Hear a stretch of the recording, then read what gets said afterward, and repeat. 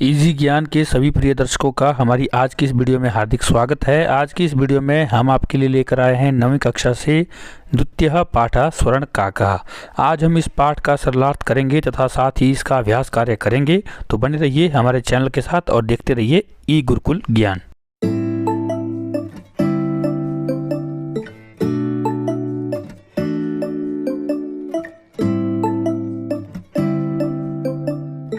तो चलिए वीडियो को आरंभ करते हैं। पुरा कस्मचिद ग्रामे एका निर्धना वृद्धा स्त्री न्यवसत। प्राचीन समय में किसी गांव में एक निर्धन बुढ़िया स्त्री रहती थी। तस्या च एका दुहिता विनम्रा मनोहरा चासीत। उसकी एक नम्र स्वभाव वाली और सुंदर बेटी थी। एकदा माता स्थाल्याम तंडुलान निक्षिप्य पुत्रीम आदिशत। एक बार माँ ने थाली में चावलों को रखकर पुत्री को आज्ञा दी। सूर्य तपे तंडुलान खगेभ्यो रक्ष। सूर्य की गर्मी में चावलों की पक्षियों से रक्षा करो। किंचित कालादनंतरम एको विचित्रः काकः समुड़ीय तस्याः समीपम आगछत। कुछ समय बाद एक विचित्र कौवा उड़कर वहां आया। नैतादृशः स्वर्ण पक्षो रजत चंचुः स्वर्ण काकस्तया पूर्वम दृष्टः। उसके द्वारा ऐसा सोने के पंखों वाला और चांदी की चोंच वाला सोने का कौवा पहले नहीं देखा गया था। तम तंडुलान खादंतम हसंतम च विलोक्य बालिका रोदितुम आरब्धा। उसको कौवे को चावलों को खाते और हंसते हुए देखकर लड़की ने रोना शुरू कर दिया। तम निवार्यन्ती सा प्रार्थ्यत तंडुलान मां भक्ष्य। उसको हटाती हुई उससे प्रार्थना करने लगी कि चावलों को मत खाओ।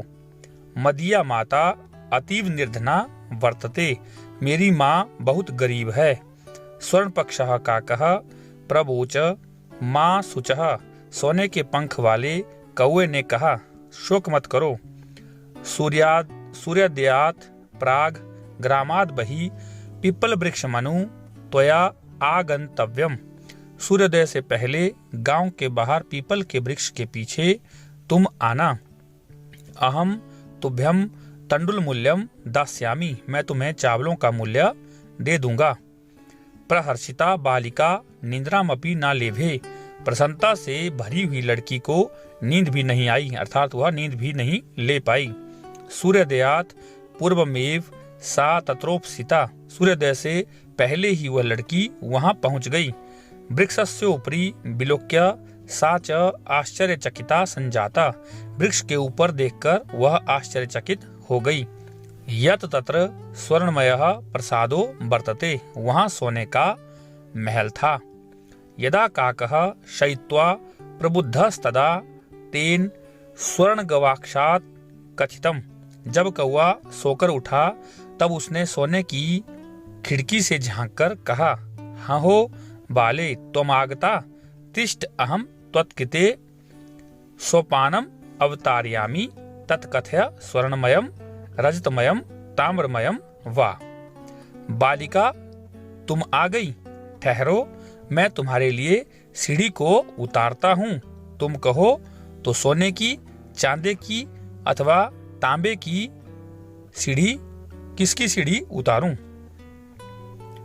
कन्या अवदत अहम निर्धन मातु दुहिता अस्मि। कन्या बोली, मैं निर्धन माता की बेटी हूँ।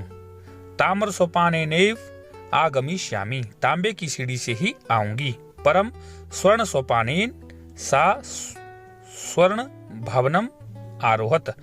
परंतु वह सोने की सीढ़ी से भवन में चढ़ गई।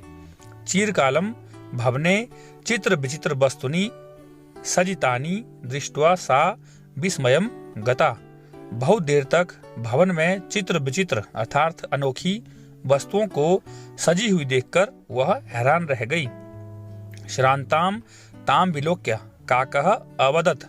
उसको थकी हुई देखकर कौवा बोला, पूर्वम लघु प्रातराशः क्रियताम बद त्वम स्वर्णस्थाल्याम भोजनम करिष्यसि किं वा रजस्थाल्याम उत ताम्रस्थाल्याम। पहले थोड़ा नाश्ता करो, बोलो तुम सोने की थाली में भोजन करोगी या चांदी की थाली में या तांबे की थाली में। बालिका अवदत ताम्रस्थाल्याम, लड़की बोली तांबे की थाली में।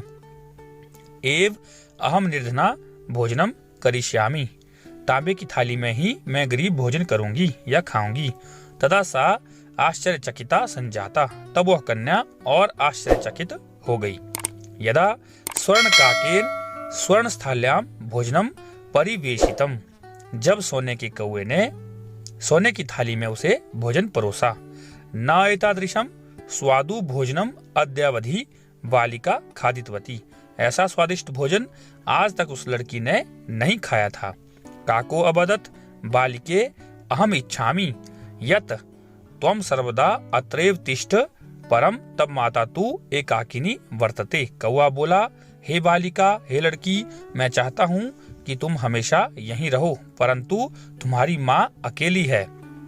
अतः त्वम शीघ्रमेव स्वगृहम गच्छ, तुम जल्दी ही अपने घर को जाओ। इति उक्त्वा काकः कक्षाभ्यन्तरात् तिस्रः मंजुषः निस्सार्यताम प्रत्यवदत् बालिके।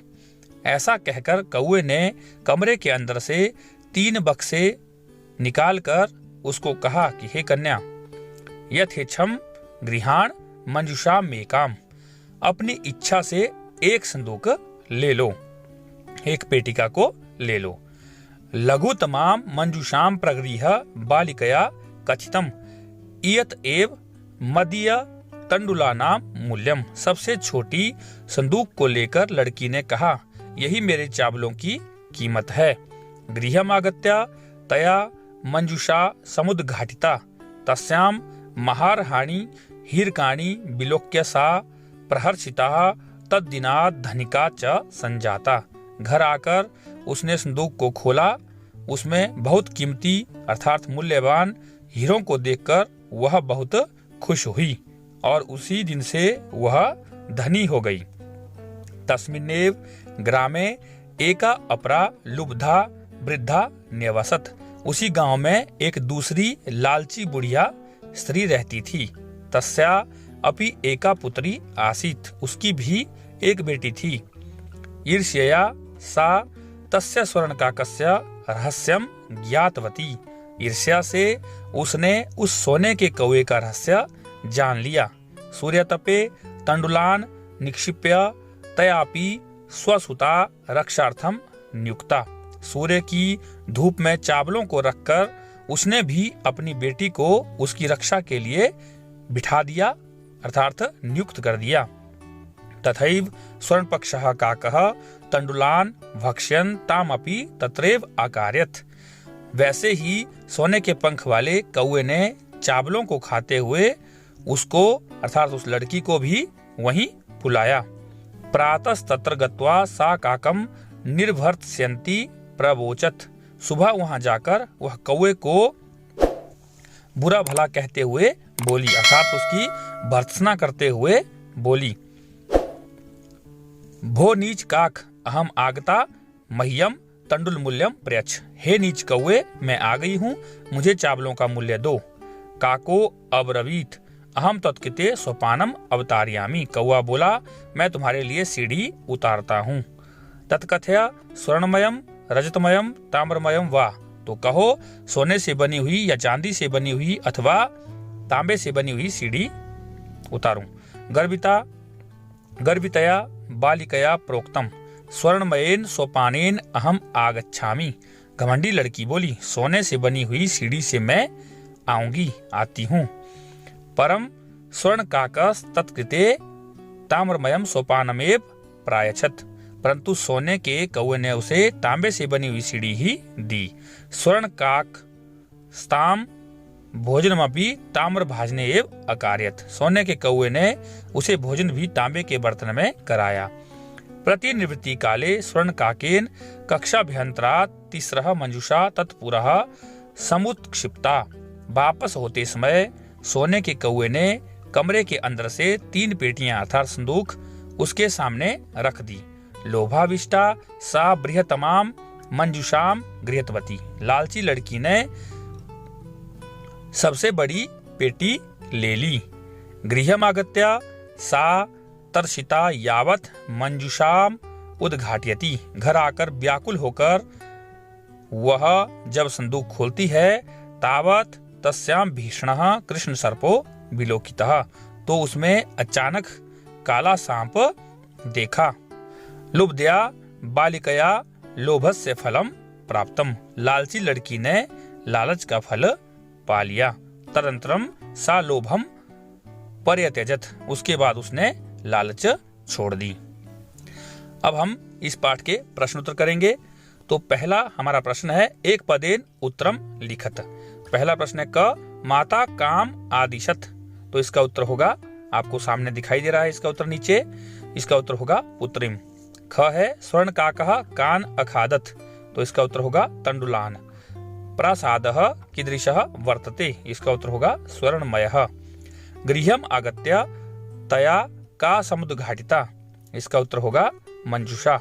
लोभाविष्टा बालिका कीदृशम मंजुषाम नयति। तो इसका उत्तर होगा बृहतमाम। अगला देखिए प्रश्न अधोलिखितानाम प्रश्नानाम उत्तराणि संस्कृत भाषया लिखत। अब आपने पूरा उत्तर लिखना है। पहला प्रश्न है निर्धनायाः वृद्धायाः दुहिता कीदृशी आसीत। निर्धना बुढ़िया की पुत्री कैसी थी। तो इसका उत्तर होगा निर्धनायाः वृद्धायाः दुहिता विनम्रा मनोहरा च आसीत। दूसरा प्रश्न है बालिकया पूर्वम कीदृशः काका न दृष्टा आसीत। बालिका ने पहले कैसा कौवा नहीं देखा था। तो इसका उत्तर होगा बालिकया पूर्वम एतादृशः स्वर्ण पक्षः रजत चंचू स्वर्ण काकः न दृष्टा आसीत। अगला प्रश्न है निर्धनायाः दुहिता मंजुषायाम कानि अपश्यत। इसका उत्तर होगा निर्धनायाः दुहिता मंजुषायाम महारहाणि हिरकाणि अपश्यत। अगला प्रश्न है घ बालिका किम दृष्ट्वा आश्चर्यचकिता जाता। बालिका वृक्षस्य उपरि स्वर्णमयं प्रसादं दृष्ट्वा आश्चर्यचकिता जाता। अंतिम प्रश्न है गर्भिता बालिका कीदृशं सोपानम अयाचत कीदृशं च प्राप्नोत। गर्भिता बालिका स्वर्णमयं सोपानम अयाचत ताम्रमयं च प्राप्नोत। तो ये थे प्रश्नों के उत्तर। अगला प्रश्न है हमारे पास अधोलिखिता नाम शब्दा नाम विलोम पदम पाठा चित्वा लिखत। पाठ से चुन करके आपने उल्टे शब्द लिखने हैं। पश्चात इसके उत्तर आप नीचे भी देख सकते हैं। पश्चात इसका विलोम शब्द होगा पर्वम। अधः उपरि सूर्यास्तः सूर्योदयः। हसितुम रोदितुम श्वेतः कृष्णः सुप्तः प्रबुद्धः। अगला प्रश्न है संधिम कुरुत। तो विच्छेद दिया आपको और उनका आपने संधि करनी है। नी जमा अवसत तो बन जाएगा न्यवसत। सूर्य जमा उदयः सूर्योदयः। वृक्षस्य जमा उपरि वृक्षस्य उपरि। ही जमा अकार्यत ह्यकार्यत। च जमा एकाकिनी चैकाकिनी। इति जमा उक्त्वा इत्युक्त्वा। प्रति जमा अवदत प्रत्यवदत। प्र जमा उक्तम प्रोक्तम। अत्र जमा एव अत्रैव। तत्र जमा उपस्थिता तत्रोपस्थिता। यथा जमा इच्छम यथेच्छम। तो इस प्रकार से प्रश्नों के उत्तर हो जाएंगे। अगला प्रश्न है स्थूल पदान अधिकृत्य प्रश्न निर्माणम कुरुत। जो मोटे शब्द हैं उनको आधार मान करके आपने प्रश्नों का निर्माण करना है। क है ग्रामे निर्धना स्त्री अवसत। निर्धना स्त्री क्या है, स्त्रीलिंग है। किम शब्द का प्रयोग करेंगे ग्रामे का अवसत। स्वर्ण काकम निर्वार्यन्ति निवार्यन्ति बालिका प्रार्थ्यत। तो स्वर्ण काकम तो पुलिंग है तो कम। सूर्योदयात पूर्वमेव बालिका तत्रोपस्थिता। सूर्योदयात कस्मात हो जाएगा पंचमी व्यक्ति का एक वचन। बालिका निर्धन मातुः दुहिता आसीत। बालिका निर्धन मातुः की जगह पर कस्याः दुहिता आसीत। इसके उत्तर आप साथ साथ में देख भी सकते हैं। लुब्धा वृद्धा स्वर्ण काकस्य रहस्यम अभिज्ञातवती। स्वर्ण काकस्य षष्ठी व्यक्ति का एक वचन। लुब्धा वृद्धा कस्य रहस्यम अभिज्ञातवती। प्रश्न नंबर 4 है आपको प्रकृति प्रत्यय संयोगम कुरुत पाठा चित्वा वा लिखत। प्रकृति और प्रत्ययों का संयोग करना है आपने और पाठ से चुन करके आपने वैसे ही लिखना है। वी जमा लोकरी जमा ल्यप प्रत्यय का प्रयोग किया तो बन जाएगा विलोक्य। नी जमा क्षिप जमा ल्यप तो निक्षिप्य। आ जमा गम जमा ल्यप आगम्य। दृश जमा कत्वा बन गया दृष्टवा। शी जमा कत्वा बन जाएगा शयित्वा। लघु जमा तमप बन जाएगा लघुतम। अगला प्रश्न है 5वां हमारे पास, कृति प्रत्यय विभागम कुरुत। प्रत्ययों को आपने अलग करना है। रोदितुम, तो रोदितुम से प्रत्यय को अलग करो। रुद धातु के साथ तुमन प्रत्यय लगा है तो बन गया रोदितुम। दृष्टवा को दृश के साथ दृश धातु के साथ कत्वा प्रत्यय लगा है। विलोक्य में बी उपसर्ग पूर्वक लोक के साथ ल्यप प्रत्यय लगा है। निक्षिप्य नी उपसर्ग पूर्वक क्षिप धातु के साथ ल्यप प्रत्यय लगा है। आगत्य आ उपसर्ग पूर्वक गम धातु के साथ ल्यप प्रत्यय है। शयित्वा शी उपसर्ग पूर्वक कत्वा शी प्लस कत्वा। लघुतमम लघु जमा तमप। प्रश्न नंबर 6 है हमारे पास, अधोलिखितानि कथनानि कह का कम काम प्रति च कथयति। किसने कहा और किसके प्रति कहा? तो पहला कथन है पूर्वम प्रातराशः क्रियताम। किसने कहा था? स्वर्ण का कह। किसके प्रति? बालिकाम। सूर्य तपे तंडुलान खगेभ्य रक्ष। किसने कहा? वृद्धा माता। किसको कहा? पुत्रिम। तंडुलान मां भक्ष्य। बालिका ने कहा। किसको कहा? स्वर्ण काकम। अहम तुभ्यम तंडुल मूल्यम दास्यामि। स्वर्ण काकः किसको कहा? बालिकाम। भो नीच काक अहम आगता मह्यम तंडुल मूल्यम प्रयच्छ। किसने कहा था? लुब्धया पुत्री स्वर्ण काकम। तो इस प्रकार से आप इन प्रश्नों के उत्तर कर लेंगे। प्रश्न नंबर 7 है, उदाहरणम अनुसृत्य कोष्टक गतेषु पदेषु पंचमी विभक्ति प्रयोगम कृत्वा रिक्त स्थानानि पूरयत। आपने उदाहरण जो आपको दिया हुआ है उसके अनुसार आपको जो कोष्टक में शब्द दिया है उस पर आपने पंचमी विभक्ति लगानी है और इसको भर देना है। जैसे मुश्कह बिलाद बही निर्गस्ती, बिल को पंचमी विभक्ति लगाई है, बिलाद बन गया। आगे देखिए, जनः डैश वही आगस्ती, ग्राम से बना लो ग्रामात। नद्यः डैश निरसंती निसरंती, तो इसका बन जाएगा पर्वत का पर्वतात या फिर पर्वतेभ्य बन जाएगा यहाँ पे, क्योंकि यहाँ बहुवचन है। आगे देखिए, डैश पत्राणी पतंती, अब यहाँ पे क्या है? वृक्ष है तो बन गया वृक्षात। फिर बालकः डैश बिभेति, सिंह का सिंहात। ईश्वर डैश त्रायते, क्लेश का क्लेशात। प्रभु भक्तम निवार्यति, पाप का पापात। तो इस प्रकार से आप इन प्रश्नों के उत्तर लिख लेंगे। तो ये था हमारा आज का पाठ स्वर्ण का कहा। इसे आप लोगों ने देख लिया होगा। उम्मीद है आप लोगों ने इस पाठ को अच्छे से समझा होगा।